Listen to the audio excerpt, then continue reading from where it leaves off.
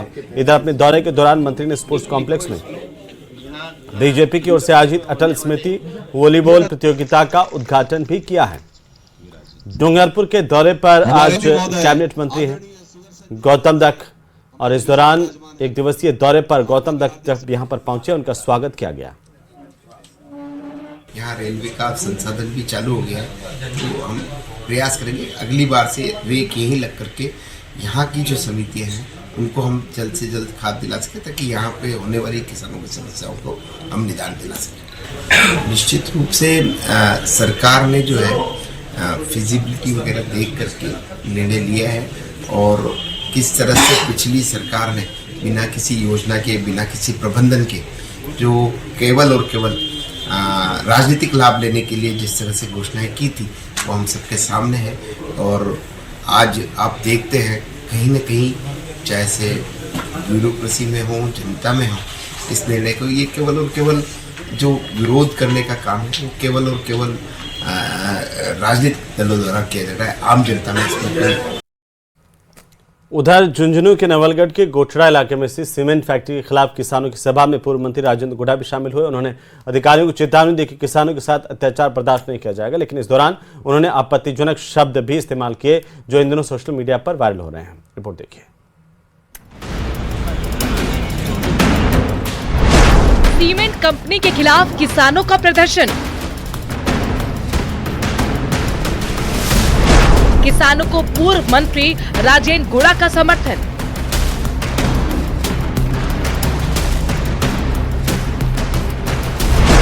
Cement company को गुड़ा की चेतावनी। थानेदार एसटीएम डिप्टी कलेक्टर एसपी मेरे दल कौन बने बाथरूम में कॉकरोच को डर लगे ना दिखाता को बना है। किसानों पर अन्याय नहीं करेंगे सहन। नवलगढ़ के गोठड़ा इलाके में सीमेंट फैक्ट्री के खिलाफ किसानों ने प्रदर्शन किया, जिसमें पूर्व मंत्री राजेंद्र गुड़ा भी शामिल हुए। सभा में किसानों और स्थानीय लोगों ने सीमेंट कंपनी के खिलाफ विरोध जताया और प्रशासन से अपनी मांगों को लेकर नारेबाजी की। किसानों का आरोप है कि फैक्ट्री के चलते उनकी खेती योग्य जमीन को नुकसान हुआ है और उन्हें इसके बदले उचित मुआवजा नहीं मिला। इसके अलावा किसानों ने फैक्ट्री से स्थानीय लोगों को रोजगार देने की मांग की थी, लेकिन इस दौरान राजेंद्र गुड़ा का अधिकारियों के खिलाफ दिया गया एक बयान इन दिनों वायरल हो रहा है। अधिकारी ना थानेदार एसटीएम डिप्टी कलेक्टर एसपी मेरे दल कौन बने बाथरूम में कॉकरोच को डर लगे ना दिखाता को बना है।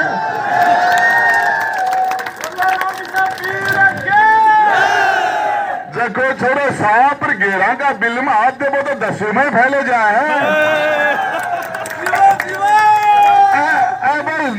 सापागार घेरा का मुंह दे बड़ा हाथ खिला और वो बच्चे खड़ा में कॉकरोच से डरबाड़ा ही और यह लड़ाई होगी जना क्यों हो क्यों हो। राजनीति में वाणी की शुचिता बहुत आवश्यक है। एक वो जमाना था तब नेता अपनी प्रसिद्धि पाने के लिए उलझुल बयान देते थे, जनता को गुमराह करते थे और कई बार अपशब्द भी कहते थे। परंतु अब ये 75 साल आज़ादी को हो गए और लगातार जनता शुचिता की राजनीति को पसंद करने लगी है। परंतु राजस्थान में पिछले कुछ दिनों से देखने में आ रहा है कि नेता अपना चेहरा चमकाने के लिए कभी अधिकारियों को गाली देते हैं और कभी बदजुबानी भी बातें करते हैं। मैं समझता हूँ कि राजनीति में हर चीज का जवाब जनता वोटों के माध्यम से देती है। किसानों के विरोध प्रदर्शन के दौरान पूर्व मंत्री का ये बयान अब वायरल हो रहा है। हालांकि इस बीच अधिकारियों को 26 जनवरी तक किसानों की सभी मांगों को पूरा करने का वक्त दिया गया है। आपको बता दें कि किसानों ने सीमेंट कंपनी के सामने मुआवजे और स्थानीय लोगों को रोजगार समेत 23 सूत्रीय मांगों को लेकर विरोध प्रदर्शन किया था। झुंझुनू से न्यूज़ 18 राजस्थान के लिए कृष्ण सिंह शेखावत की रिपोर्ट। सीकर से खबर जहां हिमाचल प्रदेश में हिमस्खलन होने से सीकर के लाखनी गांव के रहने वाले सेना के जवान सुल्तान सिंह बाजिया का 2 दिन पहले निधन हो गया था और देर रात को सुल्तान सिंह बाजिया का पार्थिव शरीर रिंगस थाने पहुंचा। उन्हें शहीद का दर्जा देने की मांग को लेकर अब रिंगस थाने के बाहर लोग बड़ी संख्या में इकट्ठा हैं और धरना दे रहे हैं।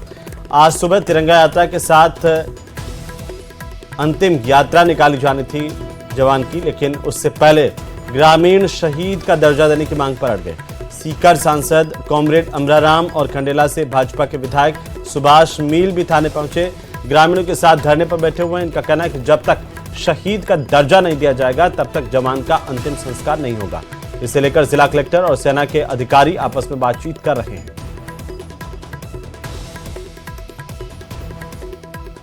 हमारी सबकी और परिवारजनों की मांग है कि शहीद का दर्जा मिले, डिपेंडेंट जो भी आश्रित हैं उनमें से तो नौकरी मिले और पैकेज मिले। ये 3 मांगे हैं। हमें जो हमारा बेटा जो गया वो हाइल्टी में पोस्टेड था, हाइल्टी में की जगह में अगर वहाँ पे मुठभेड़ भी नहीं होती है तो भी हाइल्टी में जो अपनी जान देते हैं हमारे जवान, उनको शहीद का दर्जा दिया जाता है। अब हमने और सबने ये मांग रखी है कि शहीद का दर्जा मिले। उधर डूंगरपुर के दौड़ा थाना इलाके के खुमानपुरा गांव में एक युवक ने घर से करीब 1 किलोमीटर दूर पेड़ से फांसी लगा करके आत्महत्या कर ली। युवक 2 दिन पहले ही अहमदाबाद से अपने घर लौट करके आया था और घटना के बाद सनसनी फैल गई। बहरहाल लोग मौके पर इकट्ठा हो गए। सूचना पर दौड़ा थाना पुलिस पहुंची, शव को फंदे से नीचे उतरवाकर डूंगरपुर अस्पताल की मोर्चरी में रखवाया। उधर पिता की रिपोर्ट पर केस दर्ज करते हुए जांच शुरू की गई है। पुलिस ने पोस्टमार्टम के बाद शव परिजनों को सुपुर्द कर दिया है।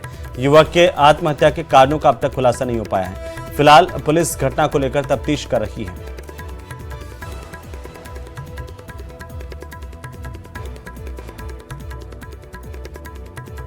अपना कुमारपुरा गांव के अंदर के एक जयेश करके लड़का जो अहमदाबाद से 2 दिन पहले आया था और फिर वो रात को सोया खाना खा के, इसके बाद में सुबह जल्दी निकल गया था।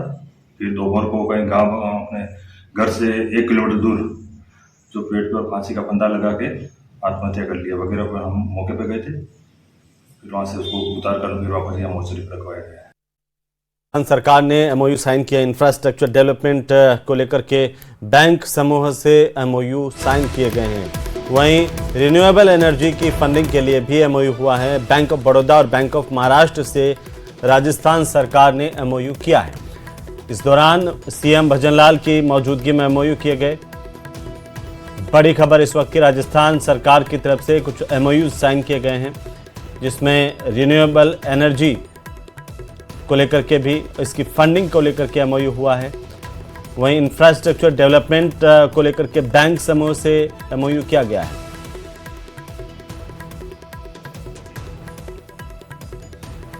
वहीं चित्तौड़गढ़ जिले के भदेसर थाना इलाके में युवक की मौत के मामले को लेकर पुलिस ने मृतक के पिता और भाई को हत्या के आरोप में गिरफ्तार कर लिया। बीमा पॉलिसी का क्लेम उठाने के लिए घटना को एक्सीडेंट बता करके पुलिस को गुमराह किया गया था। शव के गले में फांसी के निशान होने पर पुलिस ने मेडिकल बोर्ड से पोस्टमार्टम करवाया, जांच की और इसमें यह सामने आया कि बेटे के नाम 4 चौपहिया वाहनों की बीमा पॉलिसियों पर क्लेम उठाने के लिए पिता ने पुत्र की हत्या की योजना बनाई और इसके बाद आरोपियों की गिरफ्तारी कर ली गई है। कोटा ग्रामीण की सांगोद की गुर्जर नदी की पुलिया पर तेज रफ्तार 2 बाइक की टक्कर में एक युवक की दर्दनाक मौत हुई है, जबकि एक अन्य युवक गंभीर रूप से घायल हो गया है। सूचना पर मौके पर पहुंची पुलिस ने दोनों को कोटा रेफर किया है, लेकिन युवक की मौत हो गई।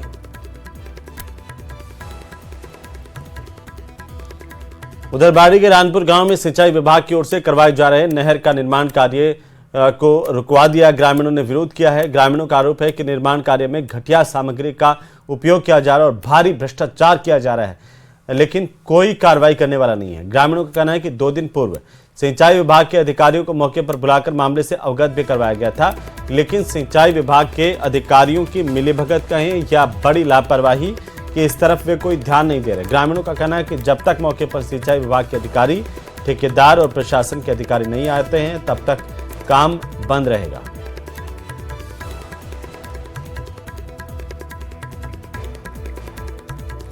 तो सीधे हम आपको ले चलते हैं भारतीय जनता पार्टी के प्रदेशाध्यक्ष मदन राठौड़ क्या कुछ कर रहे हैं, सुन लेते हैं। पत्रकारों से मुखातिब हो रहे हैं मदन राठौड़। और पहले से अधिक खरीद की किसानों की जो उपज है उसको हमने खरीदा है अपनी एमएसपी रेट्स पर, और किसानों की मांग थी कि समय से पहले खरीद करवाने की। जब उपज पहले आ गई तो हमने वो भी काम किया, केंद्रीय मंत्री जी से संपर्क करके, और उन्होंने भी स्वीकृति जारी कर दी और 15 दिन पहले हमने खरीद शुरू की। हमने तो किया है, कहीं पर भी कोई काम रोका नहीं है। हमने जनहित के बहुत काम किए, डीजल के भाव घटाए, पेट्रोल के भाव घटाए, गैस के सिलेंडर सस्ते किए, ये सब काम किया ना। और किसान सम्मान निधि में 2000 रुपया हमारी तरफ से जोड़ा। इसके अलावा भी बहुत काम किया। अभी नौकरियों का जो मामला है, 1 लाख से अधिक लोगों को कैलेंडर भी जारी कर दिया नौकरी देने के लिए। तो किया है ना, काम तो करके दिखाया। वो तो नहीं कर पाए। पूर्व मुख्यमंत्री को कांग्रेस को दिखाई नहीं दे रही। अब वो देखना नहीं है उनको, दिखाई तो दे रहा है, समझ सब रहे हैं, लेकिन राजनीति कर रहे हैं। दिखाई तो देता ही देता है, सब देख रहे हैं, अखबार वो भी पढ़ते हैं, चैनल्स वो भी देखते हैं, काम हो रहा है वो भी सब समझ रहे हैं, लेकिन केवल उनको कुछ बोलना है, कुछ करना है, इसलिए बोलते हैं, बाकी कुछ नहीं है। काम हो रहा है। कांग्रेस बार बार कह रही है कि ERCP का MOU कर लिया, उसको पब्लिकली बताया नहीं क्या हुआ, उस MOU में कितना पानी राजस्थान को मिलेगा, कितना पानी आएगा, कितना क्षेत्र सिंचित होगा, ये सारी जानकारी MOU की क्यों नहीं बता रही है सरकार? देखिए, MOU जो होता है वो कोई छुपा हुआ एजेंडा नहीं होता है। जो म्यूचुअल अंडरस्टैंडिंग के साथ में जो हस्ताक्षर किए गए हैं मध्य प्रदेश राजस्थान के साथ में, केंद्र उसमें बीच में है, वो कोई छुपा हुआ एजेंडा नहीं है, वो सबके सामने है। कितने 16 जिलों को तो बता ही दिया कि इनको पानी मिलेगा, कितना, कौन सी नदी पर कौन सा डैम बनेगा, ये सारा जानकारी में है। जब हम सबको जानकारी है तो फिर उनको कैसे जानकारी नहीं है? वो इसमें जाते ही नहीं है, केवल चिल्लाते हैं, केवल बोलते हैं, ये ठीक बात नहीं है। और वो वरिष्ठ नेता हैं, उनको ऐसा नहीं करना चाहिए। गंभीर हैं, मुख्यमंत्री रहे 3 बार, उन सबको पता है, सब कुछ जानते हैं, लेकिन केवल एक भ्रम पैदा करने का, और वो भ्रम पैदा करते रहे, शुरू से ही भ्रम पैदा करते रहे। पहले संविधान को लेकर भ्रम पैदा करते थे, कभी EVM को लेकर के भ्रम पैदा करने की कोशिश की। वो तो हमेशा यही करते, काम है नहीं उनके पास। और काम विपक्ष को जो सकारात्मक भूमिका निभाना चाहिए वो निभा नहीं रहे, कर ही नहीं पा रहे। प्रताप सिंह खजरियावास बार बार कह रहे हैं कि राधा मोहनदास अग्रवाल जो कि प्रभारी हैं, वो सारे दिन बैठ के कांग्रेस को सिर्फ गालियां देते हैं, काम कुछ नहीं कर रहे। राधा मोहनदास जी के पास में बहुत काम है, फालतू काम है नहीं, फालतू वो समय नहीं है उनके पास, बहुत काम है। वो यहाँ का काम कर रहे हैं, कई प्रदेशों के वो प्रभारी हैं, केवल राजस्थान के प्रभारी नहीं है। उनके पास में मतलब फालतू समय है भी नहीं, वो काम करते हैं, लगातार काम ही कर रहे हैं। अजय जी, आप 15 जनवरी तक वापस निर्वाचित अध्यक्ष बन जाएंगे, तो आपकी नई टीम कब तक बनेगी? ये किसने कह दिया आपको कि मैं बन जाऊंगा? ऐसा कुछ भी नहीं है। ये सब देखिए, ये काल्पनिक सवाल है, ये अभी इसके बारे में मैं कुछ भी नहीं कह सकता। हमारे यहाँ प्रक्रिया होती है, जो नियमानुसार होगा, सब काम नियमानुसार होता है, नीचे से आता है। ये अभी कोई नहीं कह सकता कि कौन बनेगा। चुनाव प्रक्रिया है, तो प्रक्रिया के अंतर्गत कोई भी आ सकता है। अभी ये मेरे से मजाक कर रहे थे कि वैसे आ रहा है क्या, तो वैसे आ सकता है, कोई भी आ सकता है इसमें। और मैं इस गलतफहमी में नहीं हूँ, कोई भी आ सकता है। अध्यक्ष जी, मूल सवाल, संगठनात्मक पर्व चल रहा है, मंडल अध्यक्षों की सूची आने लग गई, कहाँ जिला अध्यक्षों के बीच बनने में सहमति या इलेक्शन या टकराव की स्थिति है? देखिए, कहीं नहीं है, कोई टकराव नहीं है। हमारे यहाँ सब आपसी सहमति से होता है, और इसमें मेरा काम तो है नहीं, न मैं इस विषय पे हूँ, क्यों मैं खुद अभी एक प्रकार से कार्यकारी हूँ। तो जो चुनाव जिनको करवाना है वो चुनाव करवा रहे हैं, ये तो वो ही जानते हैं। और वैसे हमारे यहाँ कहीं भी कोई अप्रिय कहीं से खबर नहीं है, सब व्यवस्थित रूप से हो रहा है और आपसी सहमति से हो रहा है।